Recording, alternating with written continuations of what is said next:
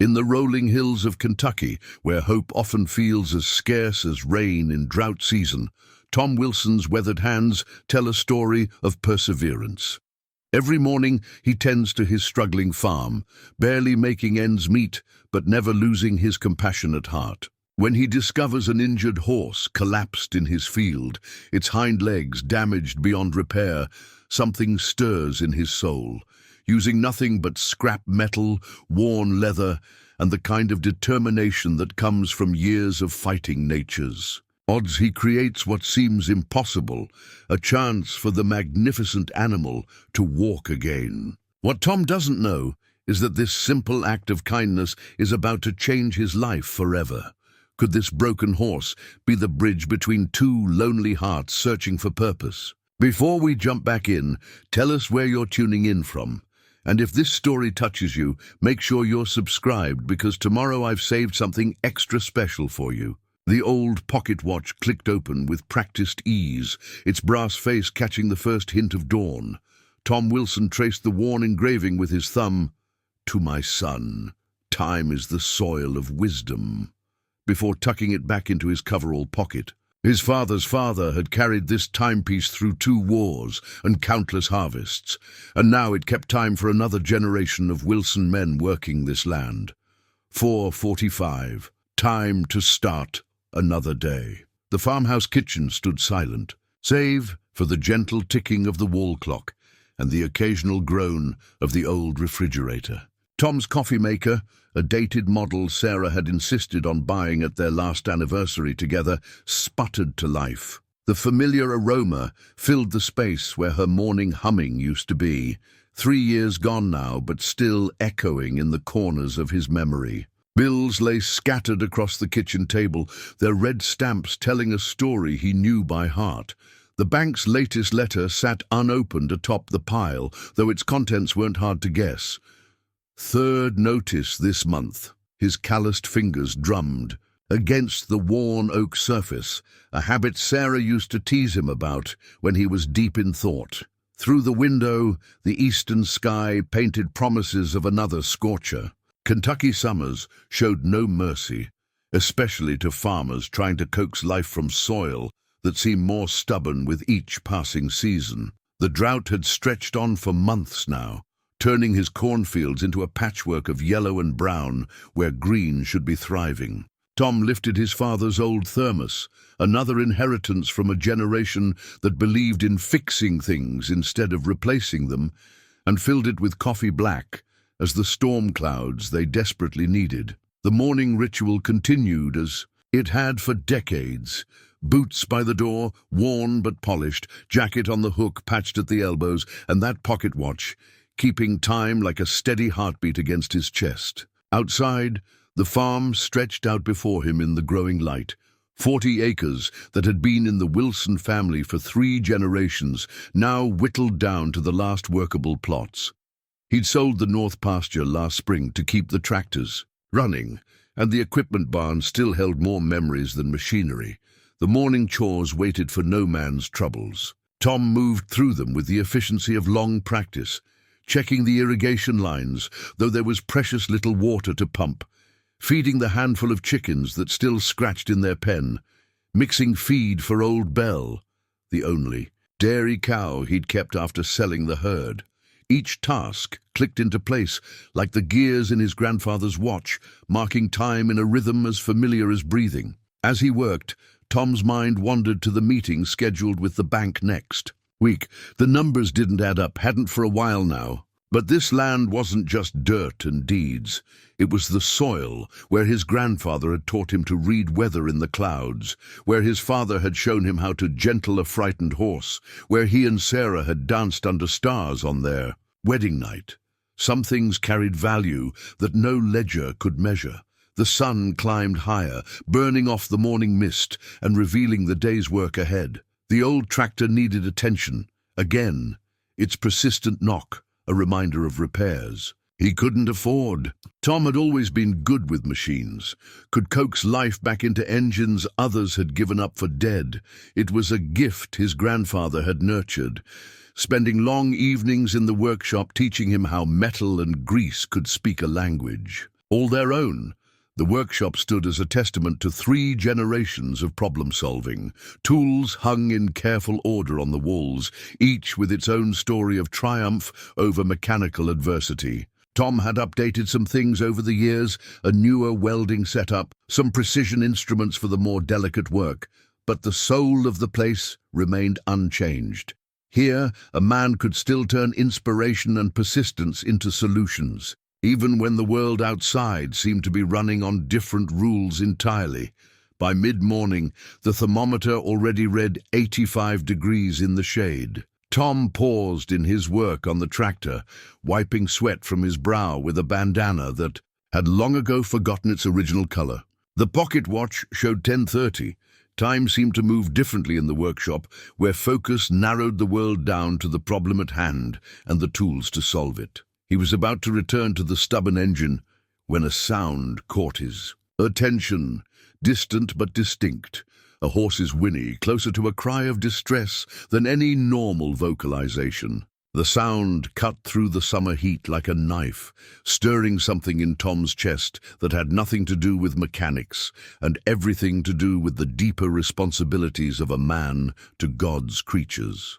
Standing in the workshop doorway, Tom's hand found the pocket watch again, thumb running over its familiar surface. Time to set aside one problem for another. Whatever lay beyond that cry for help, he knew his grandfather would have done the same thing he was about to do. Answer it. The distressed whinny echoed again as Tom made his way across the drought-hardened field. Each step kicked up fine dust that had once been rich Kentucky soil, the ground cracking under his boots like shattered promises. He found the first clue. Near the fence line, a horseshoe recently lost, its nails still sharp and clean. Tom picked it up, feeling its weight in his palm. Good steel, expensive work, not the kind you'd find on a working farm horse. The sound led him to the southeastern corner of his property, where his land butted up against the old Carlton estate. There, in the sparse shade of a lightning-struck oak, lay one of the most magnificent horses he'd ever seen. Even collapsed on its side, the animal's breeding was evident. A thoroughbred, bay coat, dulled by dust and sweat, but still showing quality that spoke of championship bloodlines. "Easy there, friend," Tom murmured, approaching with the careful respect earned from a lifetime around horses. The animal's eyes rolled toward him, showing too much white. Pain and fear making it dangerous despite its weakened state. Its breathing came fast and shallow, flanks trembling with each exhale. The problem became clear as Tom drew closer. The horse's hind legs showed signs of severe stress, tendons likely blown from overwork or a bad landing. The right leg bore the worst of it, twisted at an angle that made Tom's own joints ache in sympathy. No fresh blood or broken bones that he could see, but the damage was serious enough without them. "You've been running on these far too long, haven't you?" Tom kept his voice low and steady, the way his father had taught him. He settled into a crouch just outside the horse's reach, letting it grow accustomed to his presence. The animal's tack was missing, no saddle, no bridle, though marks on its coat showed where they'd recently been. "Someone's been pushing you, past your limits." Years of experience told him this was no ordinary injury. The horse had been worked hard, probably for months, its legs showing the kind of wear that came from too many jumps, too many races, too much demanded without enough rest in between. Someone had treated this magnificent creature like a machine, forgetting that flesh and bone needed time to heal. Tom pulled out his phone, an old flip model that Sarah had teased him about keeping, and dialed Doc Matthews, the local veterinarian. The call went straight to voicemail, which wasn't surprising. Doc had been spreading himself thin across 3 counties ever since the big practices in Lexington started buying up all the rural clinics. "Doc, it's Tom Wilson. Got an emergency out here, thoroughbred down with severe leg damage. Could use your eyes on this when you get a chance." He paused, knowing what the answer would be even before he asked. "I know things are tight, but maybe we could work something out about payment." While waiting for a callback, Tom began the careful process of examining the horse more closely. He kept up a gentle stream of talk, letting the animal grow used to his voice. "Let's see what we're dealing with here, shall we? Not going to hurt you, just need to understand what's wrong." The horse's papers were missing, but a small brand near its left shoulder told part of the story. This was no ordinary thoroughbred, but one from the Montgomery stables, one of the most prestigious racing operations in the state. Elizabeth Montgomery's horses were legendary, not just for their speed, but for their value. The woman was known to pay millions for promising yearlings. Doc Matthews called back within the hour, his voice heavy with the weight of too many similar conversations. "Tom, I wish I could help, but I'm tied up with a difficult foaling over in Mercer County. Won't be free until late tonight at best." Even then, he left the rest unsaid. They both knew that treatment for injuries this severe would run into thousands of dollars. "I understand, Doc." Tom's thumb found the edge of his grandfather's pocket watch, drawing comfort from its familiar shape. "Any advice you can give me over the phone?" The vet's instructions were detailed, but ultimately insufficient for the severity of the injury. Without proper medical intervention, the horse's racing days were certainly over. Even its ability to walk normally hung in the balance.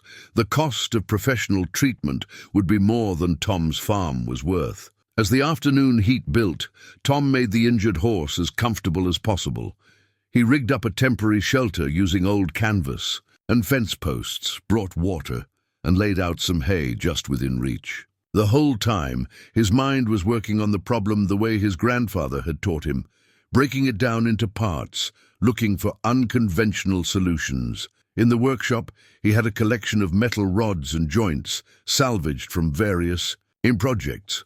There were leather straps from when he'd repaired tack in better days, and his grandfather's old drafting table still stood in the corner, its surface waiting for new ideas to take shape. The horse's eyes followed him as he worked around. It's something changing in their expression. The fear was still there, but alongside it now was something else, a trust beginning to form, born of gentle hands and a soothing voice. Tom recognized the look. He'd seen it in his own reflection lately, that mixture of pain and hope. The need to believe that something better lay ahead, despite all evidence to the contrary. "Well, old boy," Tom said, standing to survey the temporary setup, "seems we've both been dealt a rough hand. Question is, what are we going to do about it?" The horse nickered softly in response, and Tom felt the first stirring of an idea. Crazy? Perhaps, but no crazier than giving up without trying. He pulled out the pocket watch one more time, its gentle ticking a reminder of all the impossible problems his family had solved in the past. Sometimes, when the conventional solutions were out of reach, a man had to make his own path forward. Night had settled over the farm like a heavy blanket, but sleep was far from Tom's mind. The workshop's single fluorescent light cast harsh shadows across his grandfather's old drafting table, where dozens of sketches lay scattered. Each drawing represented another attempt to solve an impossible problem: how to help a horse walk again without the benefit of modern veterinary medicine or expensive equipment. Tom pulled out a weathered leather binder from the highest shelf, disturbing years of dust. Inside, his grandfather's engineering drawings from his days at the John Deere factory told stories of innovation born from necessity. The old man had always said that every solution already existed somewhere in nature. You just had to look closely enough to find it. "Think it through, Tommy." He could almost hear his grandfather's voice. "Nature's been solving problems longer than we have." The horse's injury wasn't just about damaged tendons and stressed joints. It was about redistributing weight, providing support while allowing movement. Tom's eyes fell on an old drawing of a tractor's suspension system, and something clicked in his mind. The basic principles weren't so different from what he needed now. He worked through the night, filling page after page with increasingly refined designs. The pocket watch ticked steadily beside him, marking time as ideas flowed from memory to paper. His grandfather had taught him that good design was like good farming. You had to understand the fundamentals before you could improve on them. By dawn, Tom had something workable. The design incorporated elements from various sources: The adjustable suspension of farm equipment, the flexibility of horse tack, and the support principles of human leg braces he'd researched using the ancient desktop computer in the farm office. It wasn't pretty, but it might just work. The morning brought both clarity and challenges. Tom surveyed his workshop's inventory with fresh eyes, cataloguing materials he could repurpose. An old set of aluminum irrigation pipes could be cut and reshaped for the frame. Heavy-duty hinges from the defunct grain silo might serve as joint mechanisms. There was enough scrap leather from years of repair work to fashion straps and padding. Improvise, adapt, overcome, he muttered, another of his grandfather's favorite sayings. The old man had kept everything that might be useful someday, a habit Tom had inherited. Now, those carefully preserved materials would serve a purpose neither of them could have anticipated. The first prototype took shape slowly. Tom's hands, more accustomed to repairing engines than crafting medical devices, worked carefully with the metal. Each component required multiple attempts to get right. The joint mechanisms proved especially challenging. They needed to be strong enough to support the horse's weight, but flexible enough to allow natural movement. Mid-morning, his neighbor Bill Parker stopped by, drawn by the unusual sounds coming from the workshop. The older farmer stood in the doorway, watching Tom work for several long minutes before speaking. "Heard you found one of those fancy Montgomery horses," Bill said, shaking his head. "Folks in town are saying you've lost your mind trying to save it instead of calling the rendering service." Tom continued working, carefully shaping a piece of aluminum. "Maybe they're right, Bill, but I've got to try. You know what they charge for proper veterinary care on a horse like that? More than this whole farm is worth." Bill stepped closer, examining the partial framework taking shape on the workbench. "What exactly are you trying to build here?" "Something between a brace and a prosthetic," Tom explained, holding up the latest sketch.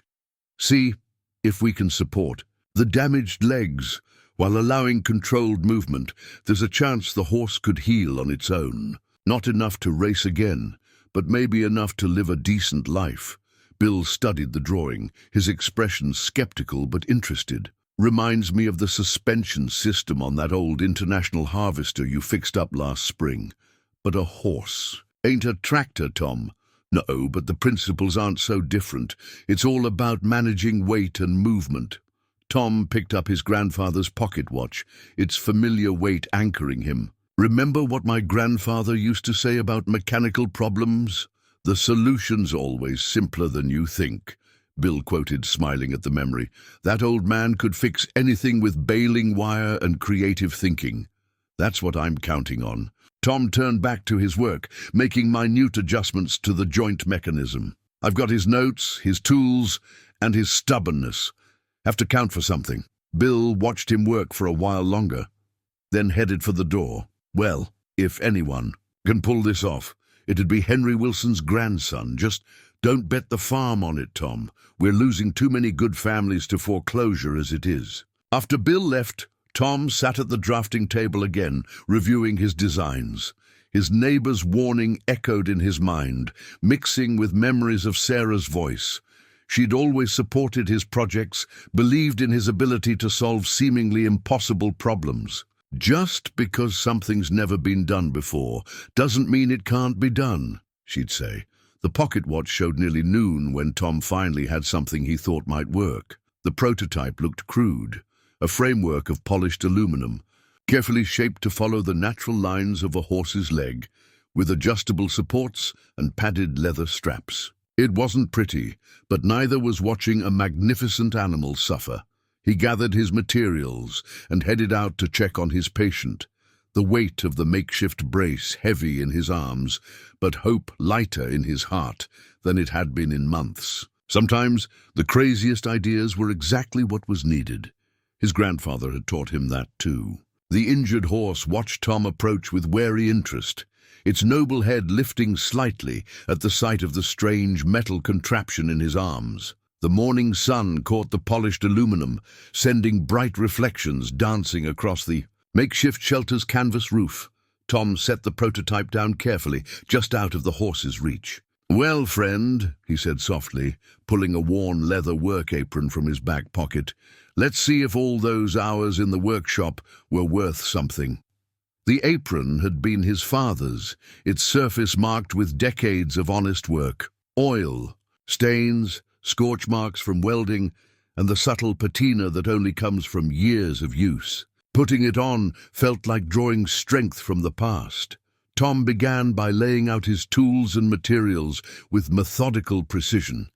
His grandfather had taught him that proper preparation prevented poor performance, a lesson that seemed especially crucial now.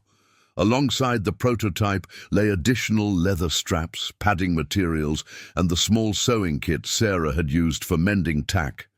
The sight of her careful stitching on the kit's fabric cover brought a familiar ache to his chest. "First things first," he murmured, more for his own benefit than the horse's.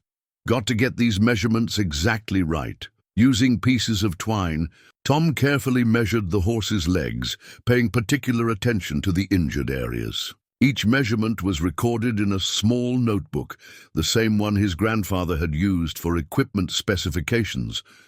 The horse remained surprisingly calm during the process, though its muscles twitched occasionally under Tom's gentle touch. "You're a patient one, aren't you?" he commented, noting how the animal's breathing had steadied since yesterday. "Must know we're trying to help." The actual fitting proved more challenging than the measurements. The first attempt at securing the brace revealed several design flaws. The upper straps needed more padding, and the joint mechanism caught slightly when bent. Tom made adjustments on the spot, his hands working with the quiet confidence that comes from years of solving mechanical problems. "My grandfather would have loved this puzzle," Tom told the horse as he modified the joint assembly. "He always said the best solutions came from understanding both the machine and the living thing it's meant to help." The memory of the old man's workshops, filled with half-finished projects and innovative solutions, seemed to guide his hands. By mid-afternoon, the sun had turned the workshop into an oven, but Tom barely noticed the heat. He was lost in the familiar rhythm of problem-solving. Test, adjust, improve, repeat. Each iteration of the brace brought small improvements. Smoother movement in the joints, better weight distribution, more comfortable padding. Sarah's old sewing kit proved invaluable for modifying the leather straps. Tom's stitches weren't as neat as hers had been, but they were strong and serviceable.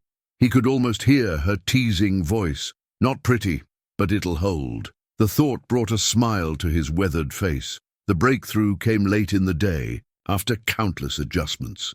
Tom had finally achieved the right balance between support and flexibility. The brace now moved more naturally with the horse's leg, providing stability without restricting necessary movement. It wasn't perfect.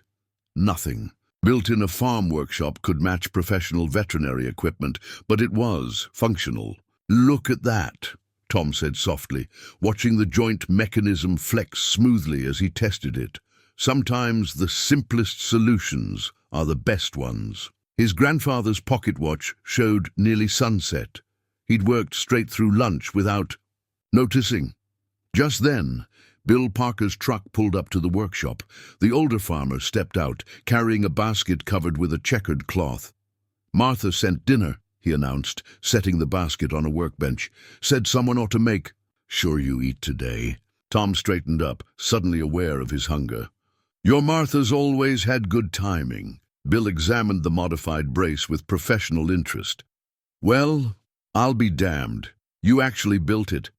He ran a calloused finger along the polished aluminum frame. "Looks like something your grandfather might have created." "That's the highest praise you could give it," Tom replied, accepting a sandwich from the basket. "Want to help me test it?" The two men spent the next hour carefully fitting the brace to the horse's injured leg.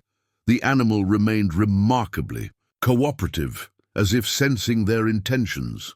When they finally stepped back to observe their work, even Bill had to admit it looked promising. "It's not going to make it race-ready," Tom acknowledged, "but it might give those legs a chance to heal properly." Bill nodded slowly. "You know, Henry would be proud of this. Not just the mechanical work, though that's fine enough, but the spirit of it, using what you have to help where you can." He paused, looking at Tom seriously. "Just remember what I said about betting the farm." As Bill drove away, Tom turned back to his patient. The horse had managed to stand with the brace's support, though it wasn't putting much weight on the injured leg yet. Progress, small, but significant. Like the first green shoots after a drought, it represented possibility. Tom pulled out the pocket watch one last time as darkness settled over the farm. Its steady ticking reminded him of his grandfather's favorite saying, "Time and patience make more things possible than force and fury." Looking at the horse standing straighter than it had yesterday, Tom couldn't help but agree. Dawn broke over the Kentucky hills with the kind of gentle beauty that made a man believe in second chances. Tom had been up for hours already, making final adjustments to the prosthetic brace by lamplight. Every component had been checked and rechecked, each strap tested for both security and comfort. Now came the moment of truth. The horse had spent the night standing more comfortably than it had since its collapse in Tom's field. The temporary shelter he'd built had protected it from the evening dew, and fresh hay lay scattered around, evidence that it had eaten well. Both were promising signs. "Morning, friend," Tom said softly, approaching with steady confidence. The horse's ears pricked forward at his voice, recognition replacing the fear that had marked their first encounter. "Think you're ready to try those legs properly today?" He pulled an apple from his pocket, one of the few remaining from Sarah's old tree in the side yard, and offered it as he began his morning inspection of the brace. The horse's lips tickled his palm as it accepted the treat, its eyes watching him with what seemed like curious trust. The prosthetic had held up well. Overnight. No signs of rubbing where the padding met flesh, no stress marks in the metal framework. Tom made a few minor adjustments, tightening here, loosening there, his hands moving with the certainty that came from decades of fine-tuning machinery. But this was different from fixing tractors. He could feel the horse's muscles twitch beneath his touch, reminding him that he was working with a living, breathing creature. "Slow and steady now," he murmured, positioning himself at the horse's shoulder. "No rush, no pressure, we'll let you set the pace." His grandfather had taught him that patience was the key to working with injured animals.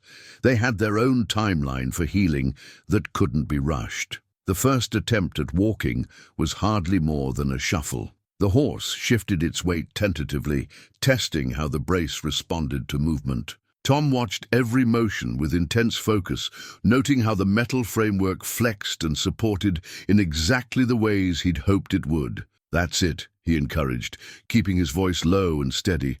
"You're doing just fine." The horse took another careful step, then another. Each movement became slightly more confident than the last, though still far from normal locomotion. A familiar truck engine announced Bill Parker's arrival. The older farmer approached quietly, reading the delicate situation with the wisdom of years spent around livestock. He took up position on the horse's other side without a word, offering silent support.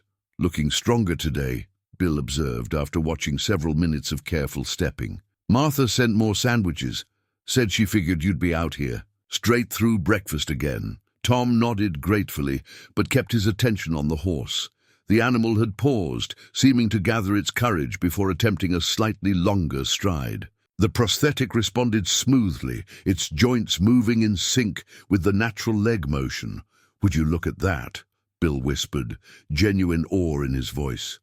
"Henry's grandson, making miracles out of scrap metal and determination," the horse managed. A complete circuit of the small paddock before fatigue set in. Tom noticed the signs immediately, a slight tremor in the flanks, a drop in ear position, and guided his patient back to rest. He removed the prosthetic with careful hands, checking for any signs of stress or discomfort. "We'll try again this afternoon," he told the horse, offering another apple as reward. "Little by little, that's how healing works." The words echoed something Sarah used to say during her long illness, about how recovery was measured in small victories rather than grand gestures. Bill helped him clean and adjust the brace, his farmer's hands surprisingly gentle with the equipment. "You know," he said thoughtfully. "Word's getting around about what you're doing here. Doc Matthews was asking about it at the diner yesterday." Tom looked up sharply. "What's he saying?" "Mostly that he's never seen anything like it. Said he might stop by, take a look for himself." Bill paused, choosing his next words carefully. "There's other talk, too, about whose horse this might be." The Montgomery brand on the horse's shoulder seemed to stand out more prominently at Bill's words. Tom had been so focused on the immediate problem of helping the animal that he'd almost forgotten about its prestigious origins. "Cross that bridge when we come to it," Tom replied, his grandfather's pocket watch a reassuring weight against his chest. "For now, we focus on healing." The rest of the morning passed in a rhythm of short walking sessions followed by periods of rest.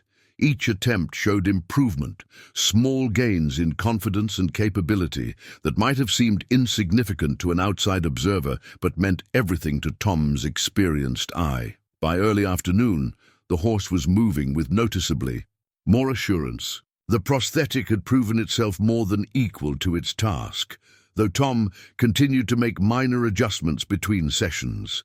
His grandfather had always said that perfection was a process, not a destination. The day's final walking attempt yielded the biggest breakthrough yet. The horse, perhaps finally trusting both the brace and its own healing strength, managed a few steps that almost resembled its natural gait. The moment brought unexpected tears to Tom's eyes, not just pride in his creation success, but genuine joy at seeing the animal's fighting spirit emerge. As evening approached, Tom made his final checks and adjustments. Tomorrow would bring new challenges, but for now, he allowed himself to savor this small victory. The pocket watch ticked steadily in his pocket, marking time in a world where healing seemed possible again, for both man and beast. Elizabeth Montgomery sat in her Mercedes, parked discreetly behind the old Whitaker's general store, watching the morning unfold through expensive sunglasses. Her driver, James, maintained a respectful silence in the front seat, having learned long ago that his employer's quiet moments often held the weight of important decisions. At 53, Elizabeth carried herself with the kind of elegance that came from old money and older traditions. Her tailored blazer and silk scarf spoke of boardrooms and charity galas, not the dusty reality of a rural Kentucky morning. Yet here she sat, watching a farmer work miracles with scrap metal and determination. "He's out there again," she murmured, more to herself than James, as she observed Tom Wilson making his way to the makeshift paddock. Through her binoculars, she could see him carrying what looked like fresh adjustments to the remarkable prosthetic device he'd created for Champion's Dawn, her prize stallion, worth more than this entire farm several times over. The horse had disappeared 3 weeks ago after a training accident, leaving behind a devastated stable manager and a growing scandal. In the racing community, Elizabeth had kept the disappearance quiet, using her considerable influence to suppress rumors while her private investigators searched. When word finally reached her about a farmer treating an injured thoroughbred with a homemade brace, she'd come to investigate personally. "Mr. Wilson has quite a reputation in the area, Mom," James offered carefully. "People at the diner speak highly of his mechanical abilities." Elizabeth nodded, remembering the conversations she'd overheard while pretending to be just another customer at the local coffee shop. The waitress had spoken of Tom Wilson with obvious respect, about his struggles to keep his family farm, about losing his wife to cancer 3 years ago, about his uncanny ability to fix anything with moving parts. He could have called the authorities, Elizabeth said softly, could have demanded a reward, made a show of it.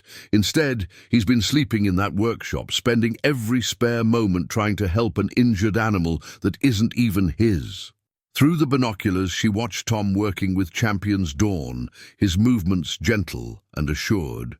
The horse, who had always been high-strung even in the best circumstances, seemed remarkably calm under his care. The prosthetic device, supporting its injured leg, looked nothing like the expensive veterinary equipment in her stables, yet it was clearly working. Elizabeth's hand went to her collar, where a small gold locket held the last photo taken of her and her late husband. Richard. He would have appreciated Tom Wilson's ingenuity, his refusal to give up on an injured animal. Richard had built their equestrian empire from nothing, understanding that true value wasn't always found in the most expensive solution.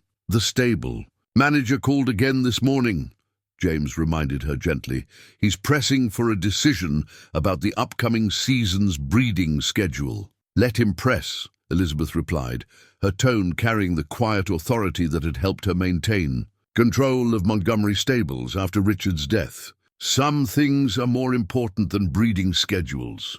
She watched as Tom made another adjustment to the prosthetic, his weathered hands moving with surprising delicacy. The device itself fascinated her, not just its functionality, but what it represented. In an age of corporate veterinary practices and million-dollar medical equipment, this farmer had created something remarkable, using nothing but skill, determination, and whatever materials he had on hand. A business card sat on the console between the car's seats, embossed with the Montgomery Stables logo. Elizabeth had been carrying it for days, considering the right moment to make her presence known. The farm's financial troubles weren't hard to discover in a community this size. The local bank manager played golf with her attorney. "Mr. Wilson's done more than save a valuable horse," she said, lowering the binoculars. "He's reminded me of something Richard always said. The true measure of success isn't in what you gain, but in what you give back." James glanced at her in the rearview mirror, recognizing the tone that usually preceded major decisions. "Shall I make some inquiries about the property values in the area?" "Not yet." Elizabeth tucked the binoculars into their case, her movements precise and thoughtful. "First, I want to understand more about the man who would spend 3 weeks of his life helping an injured animal without any expectation of reward." She watched as Tom checked his pocket watch, an old-fashioned gesture that struck her as oddly endearing. In the paddock, Champion's Dawn had progressed from tentative steps to something approaching a normal walk. The homemade prosthetic moved smoothly with each step, a testament to its creator's skill and dedication. "Sometimes," Elizabeth said, picking up the business card and turning it in her fingers, "the most valuable things in life come from the most unexpected places." She thought of Richard again, of their early days building the stables, of the passion that had driven them to create something meaningful. Tomorrow, she decided, she would make her presence known. But for now, she continued to observe, learning more about Tom Wilson through his actions than any background check could reveal. In his patient work with Champion's Dawn, she saw something increasingly rare in today's world, genuine compassion combined with practical wisdom, and the kind of determination that couldn't be bought at any price. The sound of tires on gravel brought Tom's head up from his work. Through the morning haze, he watched a black Mercedes wind its way along his dusty drive, looking as out of place as a swan in a chicken coop. His hands stilled on the prosthetics straps as the car came to a stop, its polished surface reflecting the early sun like a mirror. The driver emerged first, crisp and professional in a dark suit, opening the rear door with practiced grace. Tom straightened up, suddenly conscious of his worn coveralls and work-stained hands.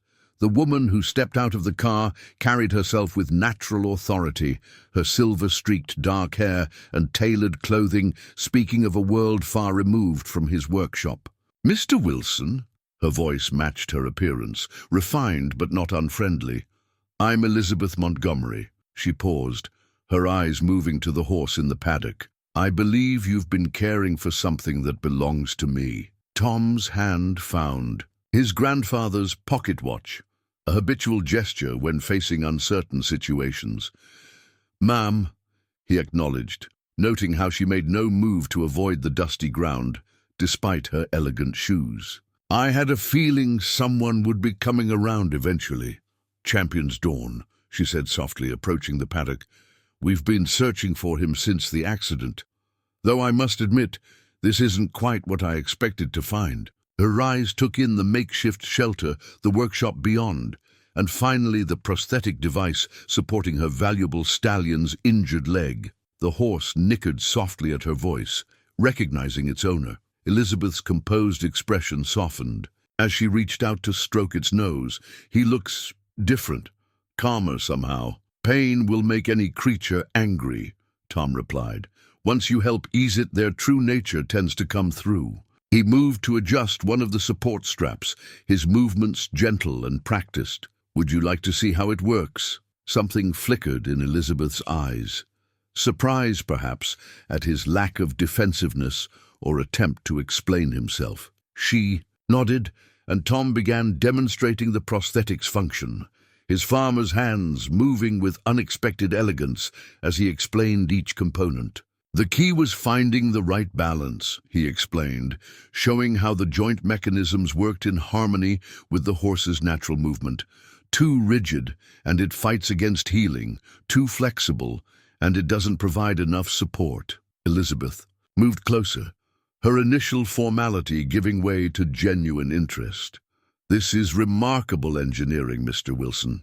Where did you learn to create something like this?" "My grandfather," Tom said, the pocket watch a comfortable weight against his chest. "He taught me that understanding machines means understanding how things work together, whether they're made of metal or flesh and bone." A smile touched Elizabeth's lips, genuine warmth breaking through her professional demeanor.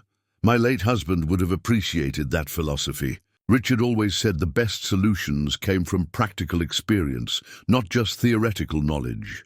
They watched together as Champion's Dawn demonstrated his improving mobility, taking several confident steps with the prosthetic's support. The morning sun caught the polished metal of the brace, making it shine like silver against the horse's bay coat. "The local diner's been quite informative," Elizabeth said after a while, her tone carefully casual. "They tell me you're something of a miracle worker with broken-down equipment, that you never turn away anyone needing help, even when you're struggling yourself." Tom met her gaze steadily. "Times are hard for everyone, Mom. Helping where I can, well, it's what my family's always done." Elizabeth nodded, reaching into her blazer to withdraw a business card.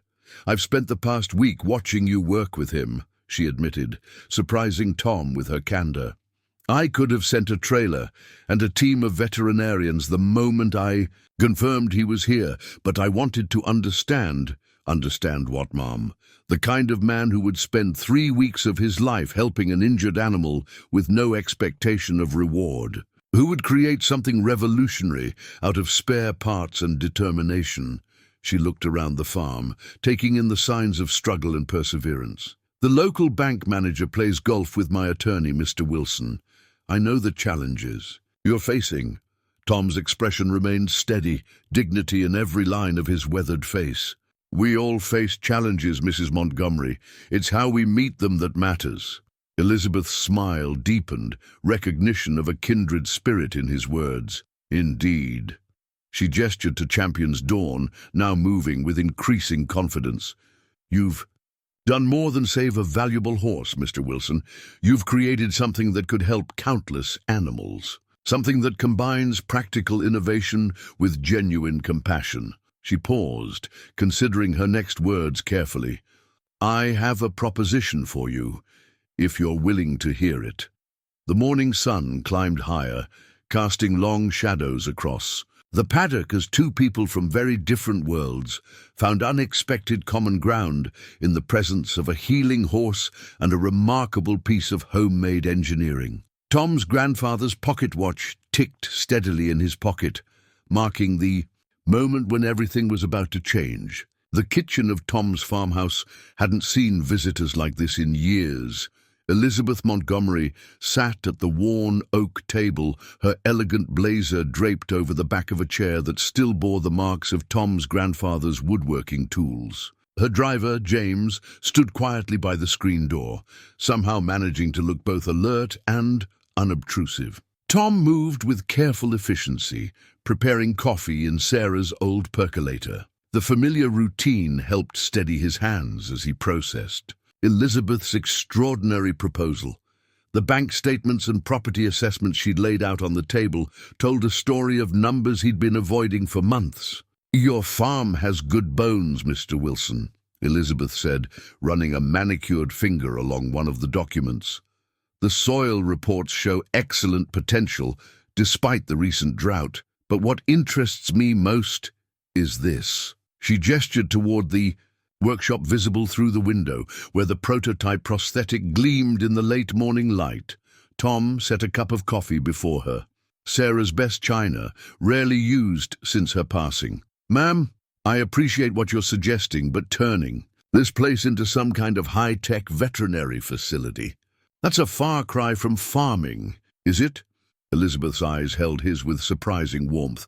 "From what I've seen, you've already been running a rehabilitation center of sorts. That prosthetic device you created for Champion's Dawn, it's not just innovative, it's revolutionary in its simplicity. Do you know how many injured horses are put down every year because traditional treatments are too expensive?" The pocket watch ticked steadily in Tom's coveralls as he settled into his chair. "I imagine the numbers are substantial. Tragic is what they are." Elizabeth took a sip of coffee, appreciation flickering across her features. "What you've created here, Mr. Wilson, could change that. A practical, affordable solution that could give thousands of animals a second chance. But it needs development, refinement, proper testing, and funding," Tom finished quietly, glancing at the bank statements. "Yes," Elizabeth set down her cup. "I'm prepared to invest substantially in this project, not just in saving the farm, but in transforming it into something that could help animals across the country. We'd bring in veterinary specialists, proper equipment, but with you maintaining creative control over the prosthetics program." Through the window, Champion's Dawn moved steadily around the paddock, the homemade brace catching sunlight with each step. The sight stirred something in Tom's chest, pride in what he'd accomplished certainly, but also fear of what accepting help might mean. "My grandfather built this farm from nothing," he said slowly, touching the pocket watch. "Taught me everything I know about working with my hands, about solving problems. The idea of turning it into some kind of corporate facility." Tom. It was the first time she'd used his first name, and something in her tone made him look up. "I've spent the past week watching you work. You have a gift that goes beyond mechanical skill. You understand that healing isn't just about fixing what's broken. It's about patience, adaptation, finding new ways forward." She paused, then added softly, "Richard would have said you have horse sense." "Your late husband?" Elizabeth nodded, her hand going to the small gold locket at her throat. "He built Montgomery stables from the ground up. Started with 2 horses and a rented barn. Ended up creating one of the most respected breeding programs in the country. But he never forgot what mattered most, the animals themselves and the people who truly understood them." A comfortable silence settled between them, broken only by the gentle ticking of Tom's watch and the distant sound of Champion's Dawn moving in the paddock. The morning sun had climbed higher, casting warm light across the kitchen's worn linoleum. "The farm would stay in my name?" Tom asked finally. "Absolutely. We'd be partners, not owners and employees.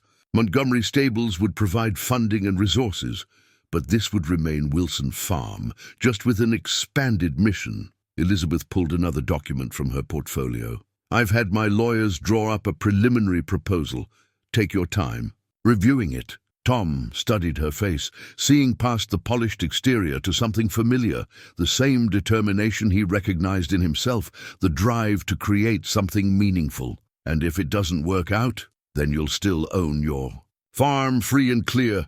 I'm willing to take that risk, Mr. Wilson, because I believe in what you've created here." She gestured toward Champion's Dawn. "That horse was worth millions on the racing circuit. Now he'll never race again. But thanks to you, he has a future.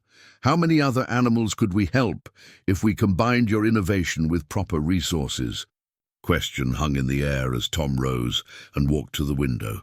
The farm stretched out before him, its familiar features both comforting and challenging. In his mind's eye, he could see it transformed, not into some cold corporate facility, but into a place of healing and hope. a place where his grandfather's practical wisdom could merge with modern medicine to create something new. His hand found the pocket watch again, its steady rhythm a reminder of all the changes his family had weathered over generations. Sometimes, he realized, holding on to what matters most means being willing to let go of how things have always been. "I'd want to keep working with my own hands," he said finally. "Not just supervising, but actually doing the work." Elizabeth's smile held genuine understanding. "I wouldn't have it any other way." The afternoon sun cast long shadows through the workshop as Tom and Elizabeth bent over the architectural plans spread across his grandfather's drafting table. The blue paper's crisp lines and precise measurements seemed almost alien against the workshop's weathered surfaces, yet somehow right at home among the tools of innovation. "The main rehabilitation facility would go here," Elizabeth explained, her finger tracing the proposed building's outline. "State-of-the-art equipment, but with room for your workshop to be integrated into the design. We want to maintain the character of what you've created while expanding its capabilities." Tom studied the plans with a craftsman's eye, noting how the new structures would complement rather than overwhelm the existing farm buildings. "You've put a lot of thought into this," he observed, recognizing elements that echoed his own workshop's layout on a grander scale. "I had my architects revise the plans 3 times, Elizabeth admitted. "They kept wanting to make it too corporate. I told them this needs to feel like a working farm, not a sterile hospital." She smiled slightly. "They didn't quite understand until I showed them videos of you working with Champion's Dawn." The horse in question nickered softly from his paddock, visible through the workshop's open door. Tom glanced up, checking the animal's movement out of habit. The prosthetic was performing perfectly, allowing natural motion while providing crucial support. "Speaking of which," Elizabeth continued, pulling out another document, "I've had our legal team draw up preliminary patent applications for your prosthetic design. You'll retain primary rights, with Montgomery Stables licensed to help develop and distribute the technology." She paused, watching his reaction carefully. "That was non-negotiable for me. This is your innovation, Tom. We're just helping it reach its full potential." Tom's hand went to his pocket watch, its familiar weight anchoring him as he considered the implications. "Patents, licenses, that's a far cry from fixing tractors and helping neighbors with their equipment." "Yes and no." Elizabeth moved to stand beside him, studying the prosthetic prototype mounted on the workbench. "You'll still be doing what you've always done, solving problems, helping animals heal. We're just giving you better tools and a wider reach." The afternoon light caught the silver in her hair, and for a moment Tom was struck by how different she looked here in his workshop compared to their first meeting. Her blazer was draped over a chair, her sleeves rolled up as she handled tools and plans with unexpected familiarity. "Richard started the same way," she said softly, seeming to read his thoughts. "In a borrowed stable with second-hand equipment. But he had a vision of what could be, just like you do. He just needed someone to believe in it." A comfortable silence settled between them, broken only by the gentle ticking of the pocket watch and Champion's Dawn's occasional movements outside. Tom picked up one of the technical drawings he'd made for the prosthetic, comparing it to the professional renderings Elizabeth's team had created based on his design. "There's something else," Elizabeth said finally, her tone careful. "The bank manager called this morning. He's planning to foreclose on the North Pasture next week unless someone intervenes," Tom finished, his voice steady despite the weight in his chest. The North Pasture had been where his father taught him to ride, where Sarah had loved to watch the sunset. "How did you know?" "Small towns have long memories, Mr. Wilson. Your family's reputation for integrity means something here. The bank manager actually seemed relieved when I inquired about purchasing the debt." She touched his arm gently. "We can stop the foreclosure tomorrow, if you'll let us. The pasture would remain part of Wilson Farm, just under our new partnership." Tom moved to the workshop door, looking out over the land that had been in his family for generations. The late afternoon sun painted the fields in shades of gold, making even the drought-stressed corn look noble. Champion's Dawn lifted his head, greeting Tom with the soft nicker that had become familiar over the past weeks. My grandfather used to say that a man's legacy isn't in what he keeps, Tom said finally, but in what he builds for the future. He turned back to Elizabeth. If we do this, I want to make sure we help people who can't afford expensive veterinary care. Find ways to make the prosthetics accessible to working farms, not just wealthy stables. Elizabeth's smile held genuine warmth. I was hoping you'd say that. I've already started research on possible grant programs and charitable foundations we could partner with. She pulled out another set of documents. I have some ideas about how we could structure it. The sun was setting by the time they finished reviewing all the proposals, casting the workshop in shades of amber and shadow. Tom's grandfather's old drafting table held a new collection of papers, legal documents, architectural plans, and patent applications, all waiting for his signature. Take time to think it over, Elizabeth said, gathering her things to leave.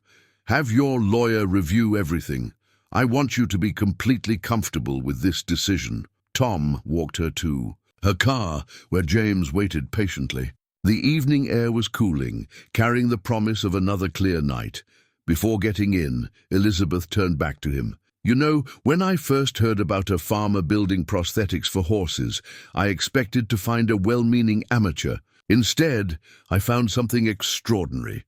She glanced at Champion's Dawn, now dozing peacefully in his paddock. You've given my champion back his dignity. More than that, you've shown me a way to honor Richard's memory by helping others do the same. As the Mercedes disappeared down the dusty drive, Tom pulled out his grandfather's pocket watch one last time. Its steady ticking reminded him that time moved in only one direction, forward. Perhaps it was time for Wilson Farm to do the same. The sound of construction machinery mingled with birdsong in the early morning air. Tom stood at the edge of his workshop, coffee mug in hand, watching as the foundation team marked out the footprint of what would become the main rehabilitation center. 6 weeks had passed since he'd signed the partnership agreement, and each day brought new changes to the familiar landscape of Wilson Farm. Elizabeth's silver Mercedes pulled up beside the construction trailer, no longer looking quite so out of place on the gravel drive. She'd been here almost daily, overseeing the transformation while ensuring that Tom's vision remained at the heart of every decision. "Morning," she called, making her way toward him with a tablet in hand, and her silk scarf catching the breeze. "The veterinary equipment arrives this afternoon. Dr. Peterson wants to review the placement with you before they start installation." Tom nodded, noting how naturally Elizabeth navigated between the construction equipment in her elegant shoes. She'd developed an uncanny ability to balance the professional and practical aspects of their project. Much like the prosthetics, he created balanced support and flexibility. "Had some visitors while you were in Lexington yesterday?" he said, leading her into the workshop where Champion's Dawn's original prosthetic held a place of honor on the wall. "Parker family from over in Mason County. Their daughter's horse got tangled in some wire, damaged its front leg pretty badly." Elizabeth set her tablet down on the drafting table, her expression softening. "What did you tell them? That we're not officially open yet?" Tom paused, his hand finding the pocket watch. "Then I took a look at the horse, anyway. Started working on a modified version of the prosthetic design last night." Instead of disapproval, Elizabeth's face showed understanding. "Of course you did. That's exactly why this partnership works." She pulled up some documents on her tablet. "Actually, I've been thinking about our timeline. What if we started a limited pilot program while construction finishes? Cases like the Parker family's horse, where waiting isn't really an option." Through the workshop door, they could see Champion's Dawn in his expanded paddock, moving with increasing confidence. The original prosthetic had been refined twice more, each iteration more sophisticated, yet maintaining the practical simplicity. That made it unique. "Might be good practice," Tom admitted, "working out the kinks before we're fully operational." He gestured to the workbench where several prototype variations lay in various stages of completion. Been experimenting with different materials, trying to keep the costs down without sacrificing quality. Elizabeth moved closer to examine the prototypes, her business acumen mixing with genuine curiosity. These could revolutionize veterinary medicine, you know. Not just for horses. I've had inquiries about adapting the design for other large animals. The construction foreman appeared at the workshop door, plans in hand. "Mr. Wilson, we've hit something in the southeast corner. Looks like old foundation work. Might need your input." Tom and Elizabeth followed him to where the excavator had unearthed a section of carefully laid stonework. Tom knelt to brush dirt from the surface, recognition flooding his features. "My grandfather's first workshop," he said softly. "He built it himself when he came back from the war. Had to tear it down when I was a kid, but he always said the foundation was too good to dig up." His fingers traced the hand-carved marks in one cornerstone, worn but still legible. "Henry Wilson, 1946. Elizabeth knelt beside him, heedless of her designer slacks touching the dirt. "We can adjust the plans," she said immediately. "Preserve this, maybe make it a feature of the new building, a reminder of where all this started." Tom looked at her, seeing past the polished exterior to the depth of understanding in her eyes. "You don't have to do that. It would mean redesigning the whole east wing. Some things are worth the extra effort." She stood, already making notes on her tablet. "Besides, your grandfather's foundation looks stronger than anything we'd pour today." He knew what he was doing. The construction crew stood waiting respectfully as Tom considered the discovery. In his pocket, the watch that had been his grandfather's ticked steadily, marking time between past and future. "We can work with this," he said finally, both to Elizabeth and himself. "Maybe extend the recovery paddocks east instead of south. Actually might work better for morning sun." Throughout the day, work continued around them as they revised plans and adjusted timelines. The Parker family's horse was scheduled for initial fitting next week, their first unofficial patient. Dr. Peterson's equipment would need reorganizing to accommodate the preserved foundation. Each challenge brought adjustments, but also opportunities. Sigh. Evening approached. Elizabeth found Tom back in his workshop, refinishing a piece of his grandfather's old workbench to serve in the new prosthetics lab. She watched him work for a moment before speaking. "You know what I admire most about all this," she said, gesturing to encompass both the workshop and the construction beyond. "It's not just about preserving the past or building something new. It's about finding a way to do both." Tom ran his hand over the smooth wood, generations of craftsmanship beneath his fingers. "Sarah used to say something similar, said the trick to moving forward was keeping your roots while spreading your branches." Elizabeth smiled, the setting sun through the workshop window catching the silver in her hair. "Smart woman, your Sarah." She paused, then added softly, "Richard would have said the same thing." Outside, the construction crews were packing up for the day. Champion's Dawn dozed in his paddock, the latest version of his prosthetic gleaming in the evening light.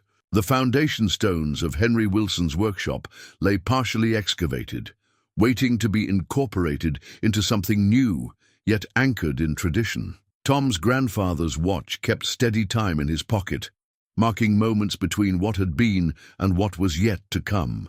Tom sat at his grandfather's drafting table, now relocated to the temporary office space, surrounded by veterinary textbooks and technical manuals. 3 weeks into their pilot program, and every day brought new challenges that required bridging the gap between his practical experience and modern medical knowledge. "The fibrous structure of the tendon means we'll need to modify the support angle," Dr. Peterson was explaining, pointing to a detailed anatomical diagram. The young veterinarian had initially been skeptical of Tom's homemade prosthetics, but now sat beside him with the eager energy of someone discovering new possibilities in their field. "Like adjusting a tractor's suspension to different terrain," Tom mused, sketching a modification to his latest design. "It's all about understanding how forces work together." Exactly. Dr. Peterson's enthusiasm was infectious. That's what's so brilliant about your approach. You're looking at it from an engineering perspective instead of just a medical one. The sound of Elizabeth's voice carried through the open door as she showed potential donors around the construction site, combining traditional craftsmanship with cutting-edge veterinary science. We're not just treating injuries, we're revolutionizing the entire approach to animal rehabilitation. The Parker family's horse had become their proof of concept. The modified prosthetic Tom had designed was allowing the animal to heal while maintaining mobility, something the traditional options couldn't have achieved at a price the family could afford. Word was spreading through the rural community, bringing more cases and new challenges. Mr. Wilson, a young stable hand, appeared at the door. That Appaloosa from Cedar Creek is having trouble with the new fitting. Mrs. Montgomery asked if you could take a look. Tom grabbed his toolkit. Its contents now an unusual mixture of mechanical tools and veterinary instruments. As he headed toward the temporary paddocks, he passed Elizabeth, concluding her tour with the donors, her business attire somehow immaculate despite the construction dust. The integration of Mr. Wilson's practical innovation with professional veterinary care is already showing remarkable results, she was saying. We're seeing recovery times cut nearly in half compared to traditional methods. The Appaloosa's owner, a weathered cattle farmer named Jim Burke, stood anxiously by the paddock. She's favoring it more than yesterday, he reported as Tom approached. Can't afford them fancy clinics in Lexington, but my girl here's the best. A cutting horse I've ever had. Tom observed the horse's movement, noting the subtle signs of discomfort. Mind if I make some adjustments? He asked, already opening his kit. The familiar weight of his grandfather's pocket watch pressed against his chest as he knelt to examine the prosthetic. The problem with most medical devices, he explained while working, sharing the knowledge he'd gained from hours of study with Dr. Peterson, is they're designed in labs by people who've never had to repair a piece of farm equipment in the field. Sometimes you need both kinds of knowledge. His hands moved with practiced efficiency, making minute adjustments to the prosthetic's support structure. The horse's reaction was almost immediate, its stance relaxing as the pressure points were relieved. Well, I'll be damned, Jim breathed, watching his horse move more freely. That's what Mary Beth at the diner meant about you having horse sense and book learning both. Elizabeth appeared beside them, having concluded her tour. She watched Tom work with undisguised admiration. That's precisely what makes this program unique, she said to Jim. We're not just applying textbook solutions, we're creating custom approaches for each animal's specific needs. Later that afternoon, Tom found himself back in the workshop, refining his designs based on the day's experiences. Elizabeth joined him, carrying 2 cups of coffee and a fresh stack of medical journals. Dr. Peterson's paper on your prosthetic design has been accepted for publication, she announced, setting his coffee beside him. He's calling it the Wilson Method, integrating mechanical engineering principles with veterinary medicine. Tom looked up from his sketches, a mixture of pride and humility crossing his features. Seems strange, having my name in medical journals. I'm just doing what my grandfather taught me, finding practical solutions to real problems. That's exactly why it works, Elizabeth said, settling into what had become her usual spot at the workbench. You know what Richard used to say about innovation in the horse world? That the best ideas come from people who understand both the science and the soul of the animal. She opened one of the journals, pointing to a particular article. The veterinary community is starting to take notice. We've had inquiries from 3 major equine hospitals about training programs. Tom's hand found his pocket watch, its steady ticking a reminder of how much had changed, while fundamental truths remained the same. Training programs? You mean teaching other people the method? Why not? Your grandfather taught you. You've been teaching Dr. Peterson. Knowledge only grows when it's shared. Elizabeth's eyes held a familiar spark of vision. Imagine being able to help animals everywhere, not just the ones that make it to our facility. Outside, the sound of construction continued as the main rehabilitation center took shape. In the paddocks, horses of various breeds and backgrounds moved about, each wearing a version of Tom's prosthetic, adapted to their specific needs. The Wilson method, they were calling it now, a bridge between the practical wisdom of generations and the advances of modern medicine. "Got a long way to go before we're ready for anything like that," Tom said, but his hands were already sketching new ideas, refinements and improvements flowing from his pencil with increasing confidence. "We'll get there," Elizabeth assured him, her shoulder brushing his as she leaned in to study the drawings. "One step at a time, just like we're teaching these horses to walk again." The storm hit without warning, a late summer tempest that brought wind and rain in biblical proportions. Tom stood in the doorway of the nearly completed rehabilitation center, watching as months of progress disappeared under nature's fury. The newly installed glass skylights, Elizabeth's idea for natural healing light, shattered under the assault of wind-driven debris. Water poured through the gaps, threatening the sophisticated medical equipment below. "Save what you can," he shouted to the staff, his voice nearly lost in the howling wind. Dr. Peterson and the stable hands were already moving, covering sensitive machinery with tarps, their movements urgent but coordinated. Through the chaos, Tom caught sight of Elizabeth running from her car, her usual elegant composure replaced by desperate determination. "The insurance adjuster's on his way," she called out, helping to shift expensive monitoring equipment away from the spreading pools of water. "But Tom, there's something else. The creek's rising, the lower paddocks—" His heart dropped. The temporary paddocks housing their current patients sat in the valley near the creek, an area that had always been prone to flooding. They'd planned to address it during construction, but the storm had come weeks too early. Within minutes, they were in the driving rain, leading scared horses to higher ground. The prosthetics, each one carefully calibrated to its wearer, fought against the mud and water. Tom's mind raced, calculating which animals needed to be moved first, which could wait, how much time they had before the creek broke its banks. "The Parker girl's mare," he called to Elizabeth through the downpour. "She's still adjusting to the new fitting, won't be able to move fast." Elizabeth was already headed in that direction, her silk blouse soaked through, silver hair plastered to her face. "I'll get her. You handle Champion's Dawn. He trusts you most." Hours passed in a blur of rain and urgent activity. By the time they'd moved all the animals to safety, the rehabilitation center's main floor was under 2 inches of water. Equipment worth hundreds of thousands of dollars sat in precarious safety on hastily constructed platforms. Outside, the creek had indeed broken its banks, turning the lower paddocks into a muddy lake.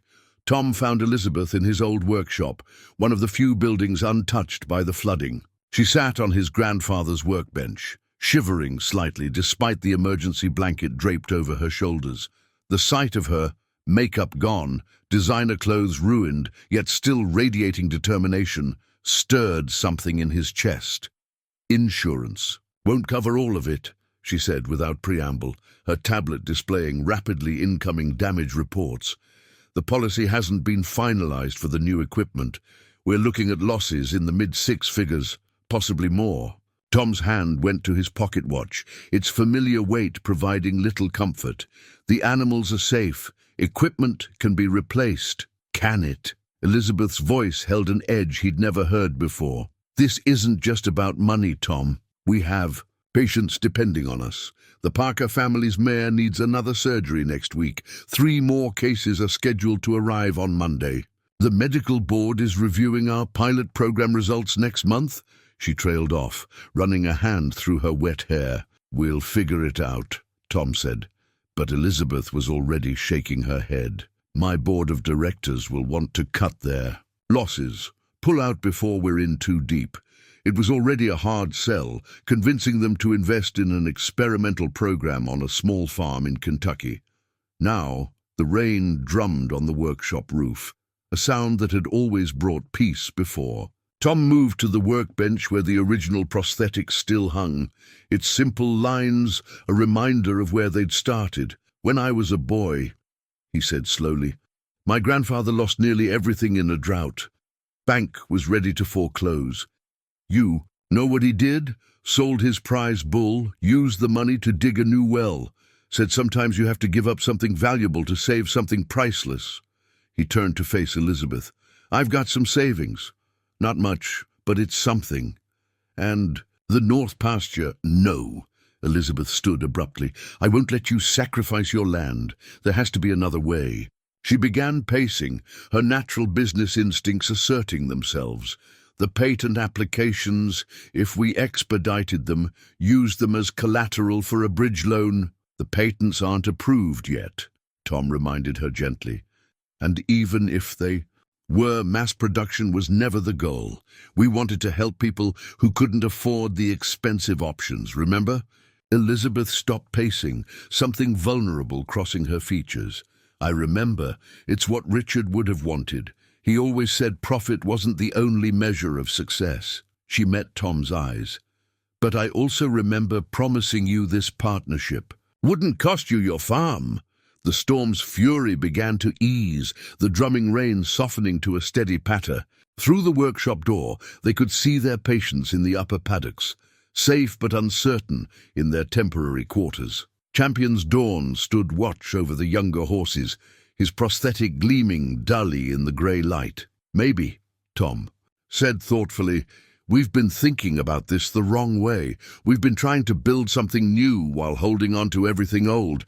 But sometimes he touched the pocket watch, remembering his grandfather's words about sacrifice and progress. Elizabeth moved closer, understanding dawning in her eyes. Sometimes you have to tear down to build up, she finished softly. The old barn, Tom said, gesturing to the massive structure that had stood empty for years. Solid foundation, good bones. If we converted it instead of building new, they looked at each other in the dim workshop light, both seeing the possibilities. The storm had brought destruction, but perhaps it had also brought clarity. Sometimes crisis showed you what was truly essential, what could be sacrificed, and what must be preserved at all costs. It won't be as impressive as the new building, Elizabeth warned, but her voice held a note of hope. No, Tom agreed, but it'll be real, something built on what's already here, not imposed from outside. He paused, then added quietly, like us. The old barn's transformation became a community affair. Word spread through the county about the storm's damage, and help arrived in typical rural fashion, without fanfare, but with plenty of capable hands. Farmers brought their tractors to help clear debris. The high school shop class volunteered to sand and refinish salvaged lumber. Even Bill Parker showed up with his toolbox and a thermos of Martha's coffee. Reckon we ought to save these old beams, Bill said, examining the barns. Massive timber framework. Don't see wood like this anymore? Your grandfather helped raise this barn, didn't he, Tom? Summer of '52, Tom confirmed, running his hand along a joint his grandfather had cut. Said they had half the county here that day. He glanced at Elizabeth, who was reviewing renovation plans with the contractor. Seems history has a way of repeating itself.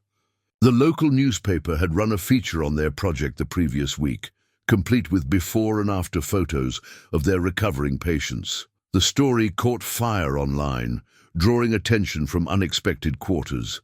A retired carpenter drove down from Ohio, offering to help restore the barn's original sliding doors. A veterinary students' association from the University of Kentucky volunteered their weekends.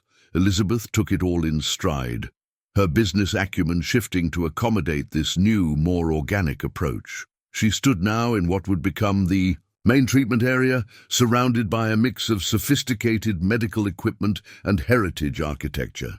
The contrast works, she mused as Tom joined her. Modern medicine in a traditional setting. It tells our story better than that glass and steel building ever would have. Tom nodded, understanding what she meant.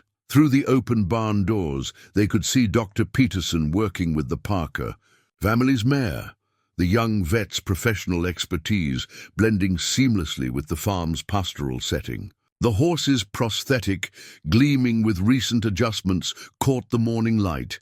"Had a call from that surgical center in Lexington," Tom said, checking his grandfather's pocket watch out of habit. "They want to send their rehabilitation specialists to learn the method."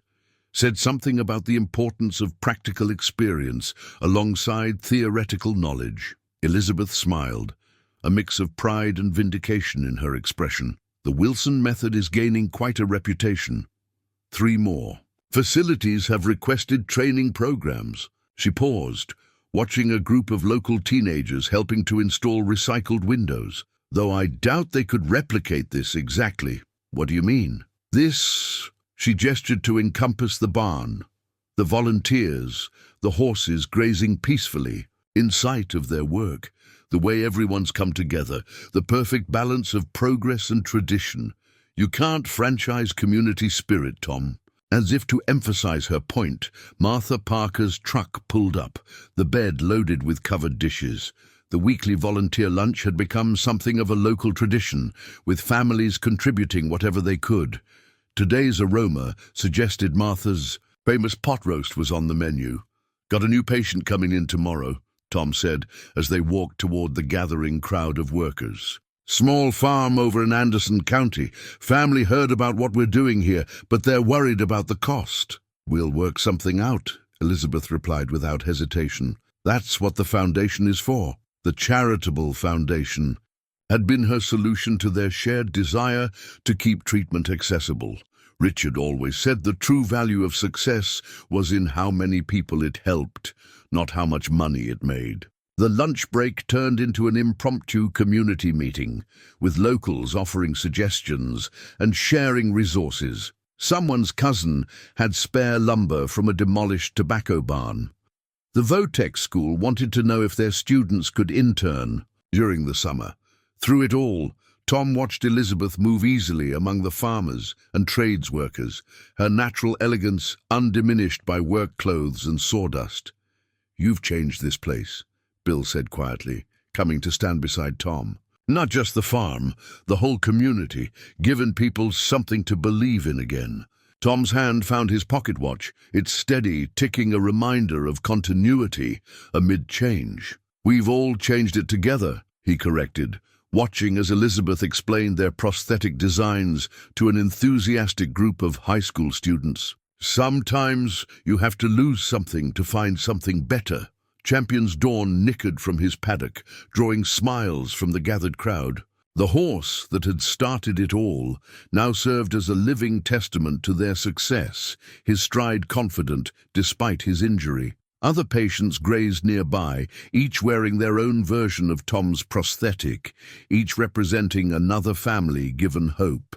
"You know," Elizabeth said later as the sun began to set on another day of progress, "when I first came here, I thought I was just saving a valuable horse." She stood close to Tom in the barn doorway, their shoulders nearly touching. "I never expected to find this." The evening light caught the silver in her hair, and Tom was struck again by how naturally she fit into this world that had once seemed so far removed from her own. "Funny how life works out sometimes," he replied softly, aware of a warmth that had nothing to do with the summer evening. Around them, the old barn continued its journey from past to future, carrying with it the hopes and efforts of an entire community. Like the horses they helped heal, it was finding a new purpose while keeping its essential character intact. The evening settled soft and golden over Wilson Farm, the kind of perfect late summer twilight that seemed to slow time itself. Tom found Elizabeth in his kitchen, looking through an old photo album he'd uncovered while clearing space in the barn. Her usual business attire had been replaced by jeans and a comfortable blouse, a transformation that seemed to reflect her growing comfort with the farm's rhythm. "I hope you don't mind," she said, looking up as he set 2 cups of coffee on the table. "Martha mentioned there were pictures of the original barn raising in here." "Found it when we were moving things to the loft," Tom replied, settling into the chair beside her. The familiar scent of Sarah's old percolator filled the kitchen, mixing with the evening air drifting through the screen door. Grandfather kept pretty good records of everything he built. Elizabeth turned a page, revealing a black and white photograph of a much younger Henry Wilson standing proudly before the newly completed barn.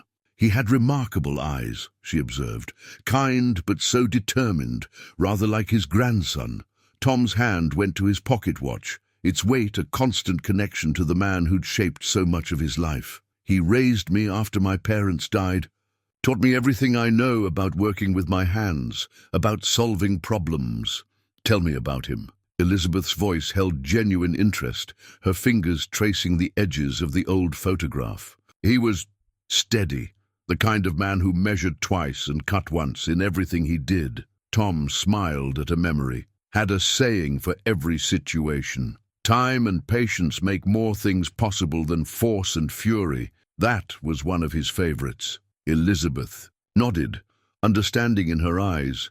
Richard was like that with horses. He could spend hours just watching them, learning their personalities. She touched the locket at her throat, a gesture Tom had come to recognize. He built Montgomery stables. From nothing, you know. Started with 2 rescued thoroughbreds and a rented stable. Tell me about him? Tom echoed her earlier request, watching as something soft and vulnerable crossed her features. He was alive, totally present in everything he did. Elizabeth's voice held both warmth and old pain. When he got sick, he fought it the same way he'd built the business, with absolute determination. Said every day was a gift, even the hard ones. The kitchen grew darker as the sun set, but neither moved to turn on the lights. Through the screen door came the peaceful sounds of horses settling for the night, punctuated by the occasional call of a whippoorwill. I was 12 when my parents died, Tom said quietly, sharing a piece of his history he rarely discussed. Car accident on the interstate. Grandfather had already lost his wife, his son, but he never hesitated to take me in. Taught me that family isn't just about blood. It's about who you choose to stand beside. Elizabeth reached across the table, her hand covering his. Is that why you couldn't give up on Champion's Dawn?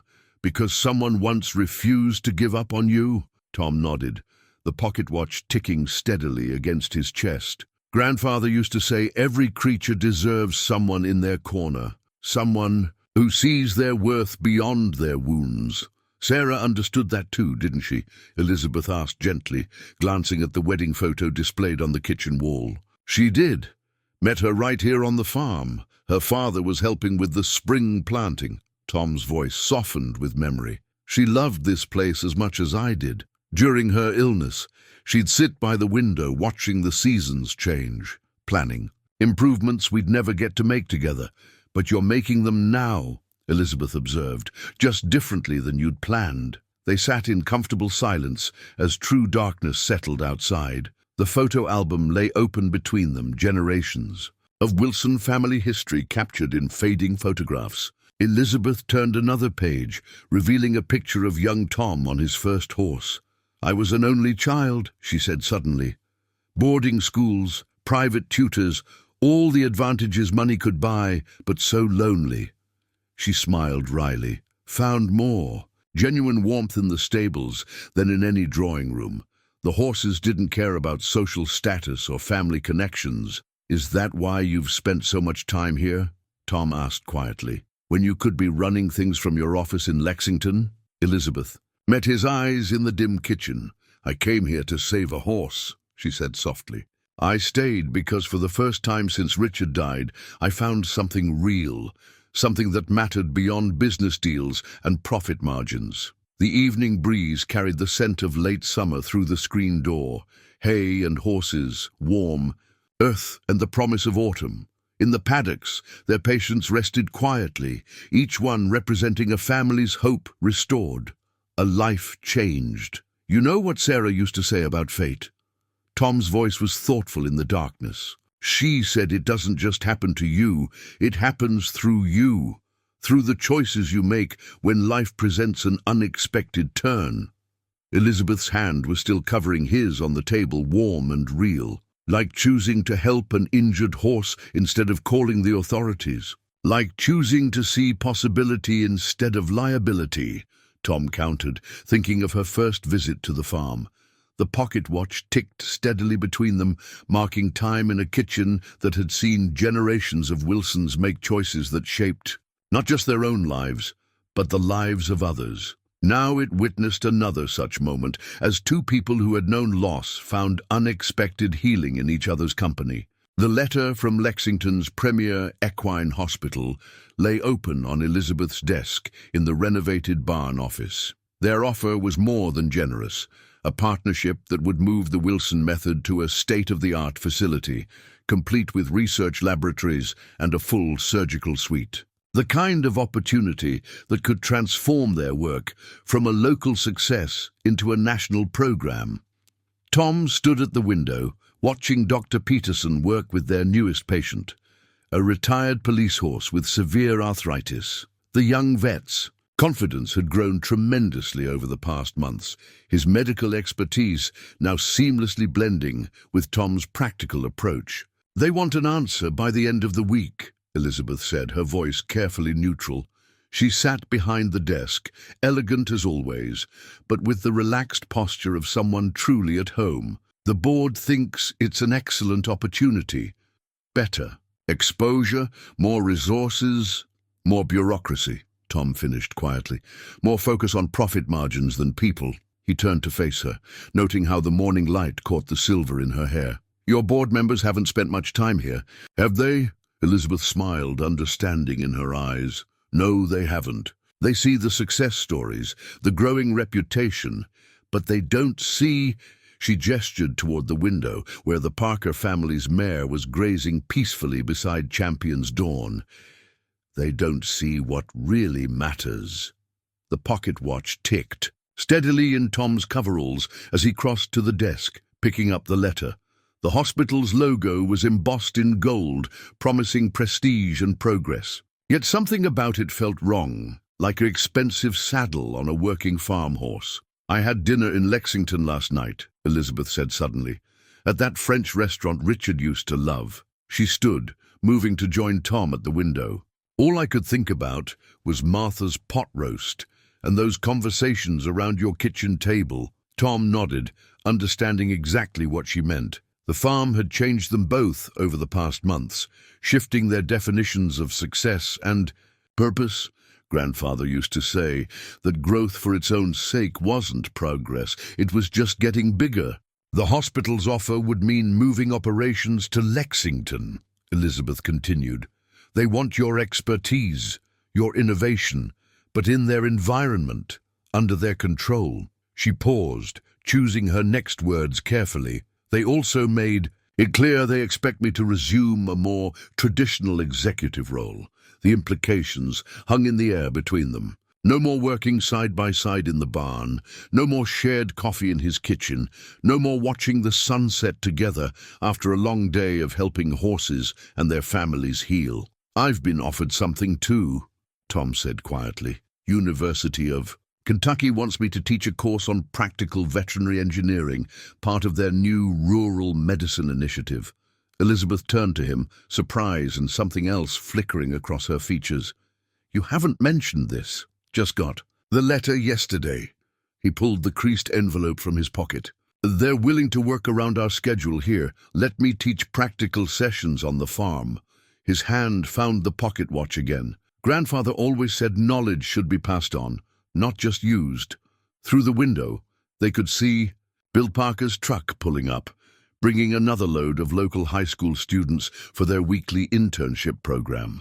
The sight of young people eager to learn traditional skills alongside modern medicine had become commonplace at Wilson Farm. "We've built something special here," Elizabeth said softly. "Something that works precisely because it isn't corporate or conventional." She touched her locket, a gesture Tom had come to recognize as her way of consulting Richard's memory. "The hospital's offer is impressive, but it's not us," Tom finished. The morning sun streamed through the barn's restored windows, illuminating the space they'd created together.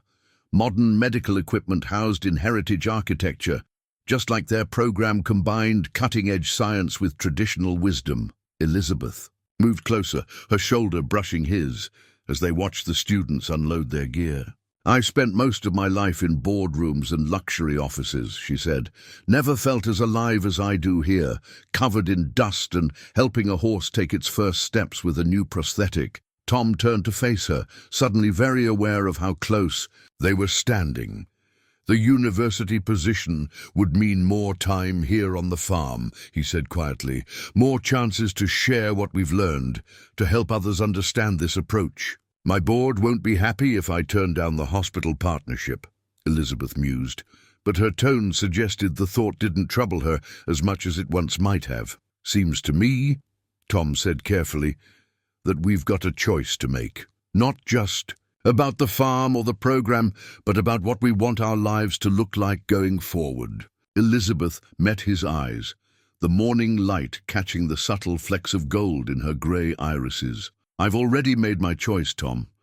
I made it months ago, watching you work miracles with scrap metal and determination." She smiled softly. "The question is, are we brave enough to admit what we're really choosing?" Outside, Champion's Dawn nickered a greeting to the arriving students, his stride confident despite his injury. The horse that had brought them together now stood as a testament to what was possible when tradition and innovation worked in harmony, much like the two people watching from the barn office window, standing close enough to share warmth in the cool morning air. The autumn morning dawned clear and crisp, perfect weather for the official opening of the Wilson Montgomery Animal Rehabilitation Center. The renovated barn stood proudly in the golden light, its heritage structure now housing a unique blend of traditional craftsmanship and modern medicine. The new sign, hand-carved by local artisans, caught the early sun, where innovation meets compassion. Tom adjusted his tie, a rare concession to formality, as he watched the first guests arrive. His grandfather's pocket watch ticked reassuringly. In his dress jacket, a familiar comfort on this momentous day. Elizabeth had insisted on a proper ceremony, understanding the importance of marking transitions, of honoring both the past and the future they were building. "The press is here," Elizabeth said, appearing beside him. She wore an elegant blazer over riding clothes, an outfit that perfectly captured their program's dual nature. "And you'll be pleased to know that Martha's bringing enough food to feed half the county." The parking area was filling quickly, local farmers in their Sunday best, mixing with university professors and veterinary specialists. The Parker family had arrived early, their restored mare proving to be one of their best advertisements for the Wilson method. Even Dr. Peterson had traded his usual work clothes for a suit, though he kept glancing anxiously at the recovery paddocks, where their current patients rested. "First group of students arrives next week," Tom remarked, watching a group of high school interns setting up chairs for the ceremony. "University says the practical veterinary engineering course is already oversubscribed." Elizabeth smiled, her hand finding his arm. "Not surprising. You've given them something textbooks can't teach, the wisdom of experience combined with innovation." She paused, looking out over the transformed farm. "Richard would have loved this. He always said the future of horsemanship needed both science and soul." The ceremony area had been arranged to showcase their success stories. Champion's Dawn stood proudly in a nearby paddock, his restored mobility a testament to what was possible. Beside him, other recovered patients demonstrated the various adaptations of Tom's prosthetic designs, each one representing a family's hope restored. Bill Parker approached, his weather-worn face split by a proud grin. "Place looks different than when we were mucking out stalls in the rain," he said, shaking Tom's hand. "Though I notice you kept the old beams." "Some things are worth preserving," Tom replied, glancing at the exposed timber framework above. Each beam told a story, of barn raisings, of community, of generations working together. Now they watched over the next chapter in the farm's history. The ceremony itself was a blend of formal and familiar, much like the center it celebrated. Elizabeth handled the official speeches with practiced grace, while Tom demonstrated the practical aspects of their work. The audience sat riveted as he explained how traditional mechanical principles could solve modern medical challenges. The Wilson method isn't just about prosthetics, he explained, showing how the latest design worked. It's about understanding that healing comes from working with nature, not against it, from recognizing that sometimes the simplest solutions are the most effective. The university dean spoke about the new educational partnership, highlighting how the center would train the next generation of veterinary engineers. Local farmers testified to the program's impact on their communities. Even the bank manager stood up to praise the economic benefits the center had brought to the region. But the most powerful moment came when young Amy Parker led her recovered mare around the paddock, demonstrating a fluid grace that once seemed impossible. There wasn't a dry eye in the audience as she described how the Wilson Montgomery Center had saved not just her horse, but her dream of becoming a veterinarian. "This is what success really looks like," Elizabeth whispered to Tom as they watched. "Not profit margins or corporate partnerships, but lives changed one story at a time." After the formal ceremonies, the gathering transformed into a community celebration. Martha's food drew people together at long tables set up in the autumn sun. Farmers shared stories with professors, veterinarians consulted with craftsmen, and everywhere there was a sense of possibilities unfolding. Tom found Elizabeth later by Champion's Dawn's paddock, where she stood feeding him apple slices, a habit she'd picked up from Tom. The setting sun painted everything in warm gold, making the moment feel somehow sacred. "You know," she said as he joined her, "when I first came here, I thought I was just solving a problem, finding a missing horse, protecting an investment." She turned to face him, her eyes soft in the fading light. "I never expected to find a whole new purpose." "Funny how life works out," Tom replied, his hand finding the pocket watch. "Grandfather used to say that every ending is just a beginning in disguise. When Sarah died, I thought my world had stopped.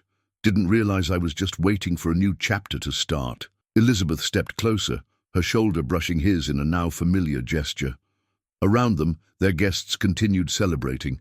But in that moment, they might as well have been alone.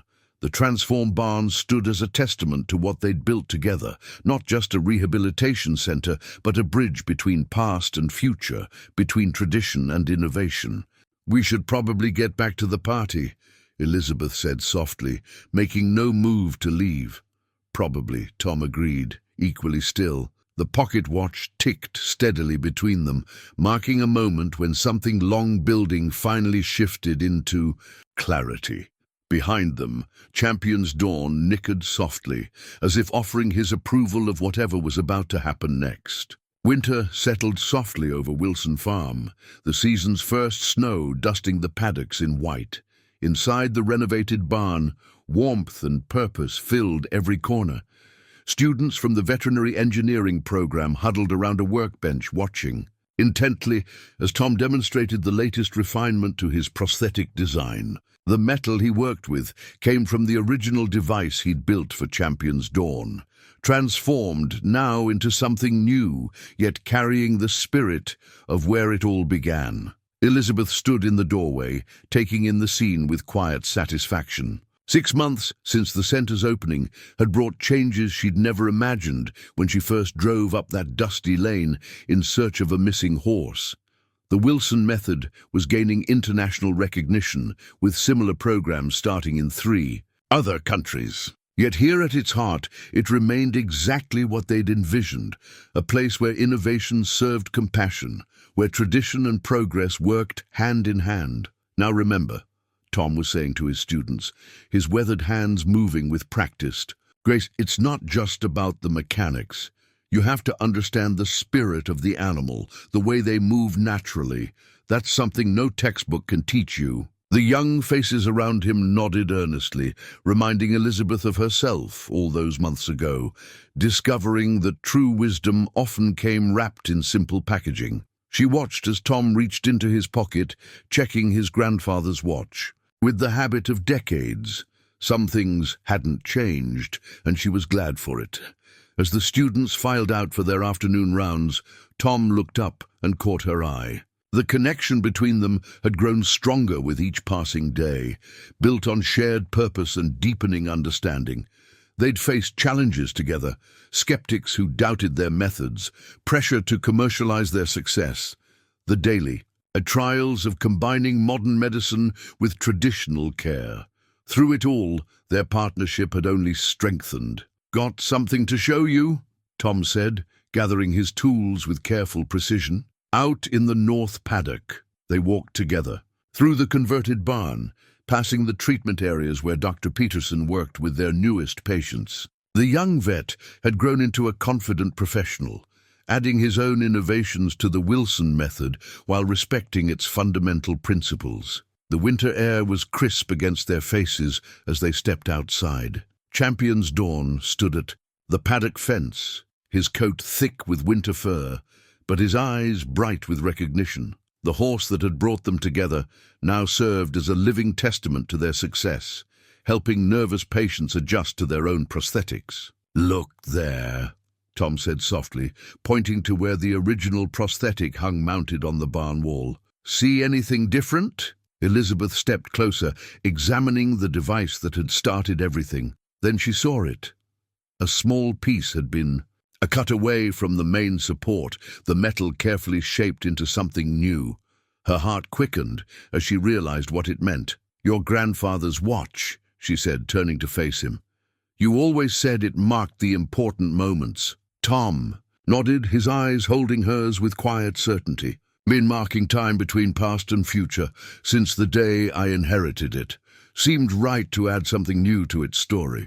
From his pocket, he drew out not the familiar watch, but a ring fashioned from the prosthetic's metal, polished to a soft gleam.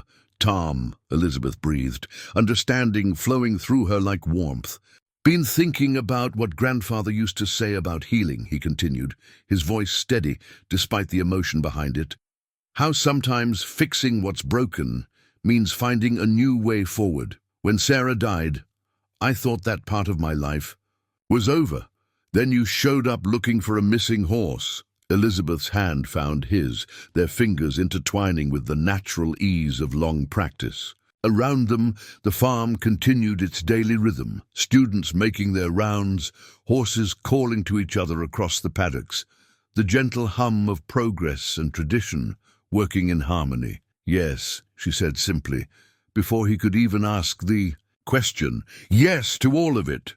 The ring slipped onto her finger, the metal still carrying the warmth of his hand. In its gleam, she could see everything they'd built together reflected, not just a rehabilitation center, but a true partnership, a meeting of hearts and minds and purposes. Champion's Dawn nickered softly from the fence, as if offering his approval. The winter sun caught the silver in Elizabeth's hair, the same shade as the ring now gracing her hand. Time seemed to hold still for a moment, like a pocket watch paused between ticks, marking the space between what had been and what was yet to come. "Richard would have loved this ending," Elizabeth said softly, leaning into Tom's embrace. "Not an ending," Tom corrected gently, his grandfather's watch ticking steadily in his pocket. "Just another beginning. After all, we've still got work to do." Above them, the sign of the Wilson Montgomery Animal Rehabilitation Center caught the winter light, its promise of hope and healing extending far beyond what either of them had imagined. That summer day, when an injured horse brought their worlds together, sometimes they had learned the best innovations come not from breaking with the past, but from finding new ways to carry it forward into the future.